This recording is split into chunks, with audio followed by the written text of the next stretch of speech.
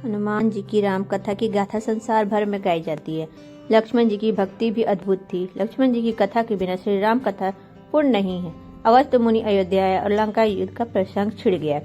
भगवान श्री राम ने बताया कि उन्होंने कैसे रावण और कुंभकर्ण जैसे प्रचंड वीरों का वध किया और लक्ष्मण ने भी इंद्रजित और अतिकाय जैसे शक्तिशाली असुरों को मारा। अगस्त्य मुनि बोले, श्री राम बेशक रावण और कुंभकर्ण भी प्रचंड वीर थे, लेकिन सबसे बड़ा वीर तो मेघनाद ही था। उसने अंतरिक्ष में स्थित होकर इंद्र से युद्ध किया था और बांध कर लंका ले आया था। ब्रह्मा ने इंद्रजित से दान के रूप में इंद्र को मांगा, तब इंद्र मुक्त हुए थे। लक्ष्मण ने उसका वध किया, इसलिए वे सबसे बड़े योद्धा हुए। श्री राम को आश्चर्य हुआ, लेकिन भाई की वीरता की प्रशंसा से वे खुश थे। फिर भी उनके मन में जिज्ञासा पैदा हुई कि आखिर अगस्त्य मुनि ऐसा क्यों कह रहे हैं कि इंद्रजित का वध रावण से ज्यादा मुश्किल था।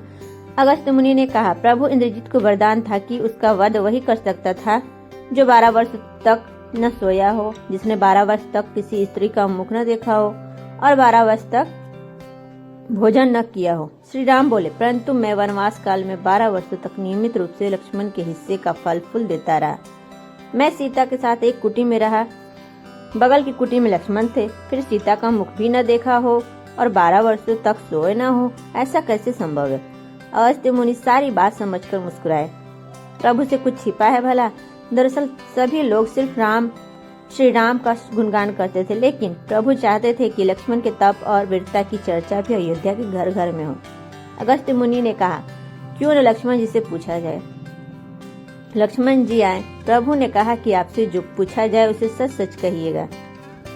प्रभु ने पूछा, हम तीनों 14 वर्ष तक साथ रहे, फिर तुमने सीता का मुख कैसे नहीं देखा? फल दिए गए, फिर भी अनाहारी कैसे रहे और 14 साल तक सोए नहीं, यह कैसे हुआ?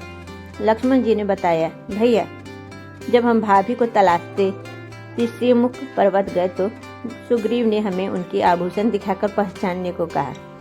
आपको स्मरण होगा कि मैं तो सिवाय उनके पैरों के नुपुर के कोई आभूषण नहीं पहचान पाया था, क्योंकि मैंने कभी उनके चरणों के ऊपर देखा ही नहीं। 14 वर्ष नहीं सोने के बारे में सुनिए। आप और माता एक कुटिया में सोते थे। मैं रात भर बाहर धनुष पर बाण चढ़ाए पहरेदारी में खड़ा रहता था। निंद्रा ने मेरी आंखों पर कब्जा करने की कोशिश की तो मैंने निंद्रा को अपने बाणों से वेध दिया था। निंद्रा ने हार कर स्वीकार किया कि वह 14 साल तक मुझे स्पर्श नहीं करेगी, लेकिन जब श्री राम का अयोध्या में राज्याभिषेक हो रहा होगा और उनके पीछे सेवक की तरह छत्र लिए खड़ा रहूंगा, तब वह मुझे घेरेगी। आपको याद होगा, राज्याभिषेक के समय मेरे हाथ से छत्र गिर गया था। अब मैं 14 साल तक अनाहारी कैसे रहा? मैं जो फल फूल लाता था, आप उसके 3 भाग करते थे। एक भाग देकर आप मुझसे कहते थे कि लक्ष्मण फल रख लो। आपने कभी फल खाने को नहीं कहा। फिर बिना आपकी आज्ञा के मैं उसे खाता कैसे? मैंने उन्हें संभाल कर रख दिया।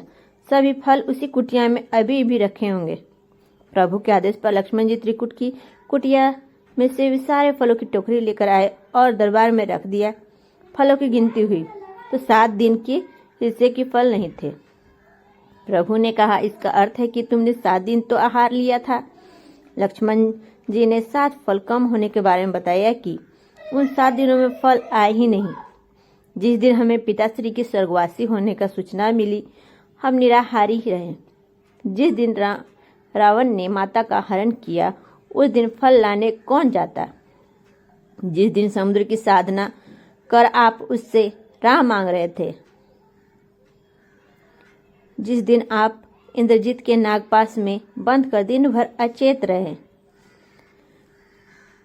जिस दिन इंद्रजित ने मायावी सीता को काटा था और हम शोक में रहे थे, जिस दिन रावण ने मुझे शक्ति मारी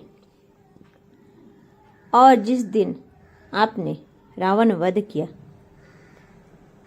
इन दिनों में हमें भोजन की सुध कहाँ थी? विश्वामित्र मुनि से मैंने एक अतिरिक्त विद्या का ज्ञान लिया था, बिना आहार किए जीने की विद्या। उसके प्रयोग से मैं 14 साल तक अपने भूख को नियंत्रित कर सका, जिससे इंद्रजित मारा गया।